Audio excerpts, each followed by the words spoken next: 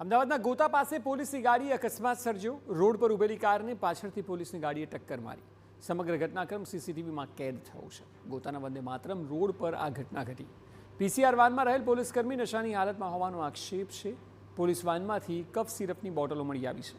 PCR van ચાલકનું medical checkup હાથ ધરાયું હતું। કોન્ટ્રાક્ટ પર રહેલ યશ પરમાર નામના વ્યક્તિની ધરપકડ કરાઈ છે।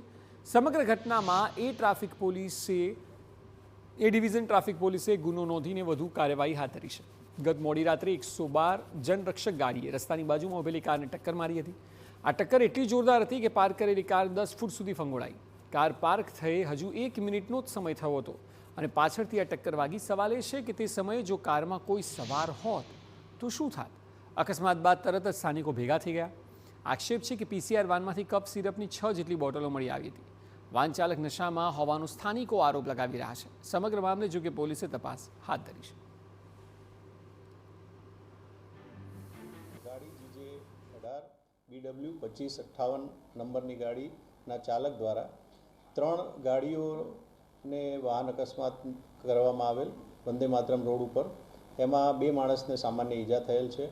એમાં હાર્દિકભાઈ પટેલ નામના ગાડી ચાલક ગાડીના જે માલિક હતા એમની ફરિયાદ લઈ અને જે આઉટસોર્સના પોલીસ બોલેરો જીપના જે ડ્રાઈવર છે યશ પરમાર તેમના વિરુદ્ધ 281, 177, 184, 125 અન્ય કલમો આધારે ગુનો દાખલ કરવામાં આવેલ છે।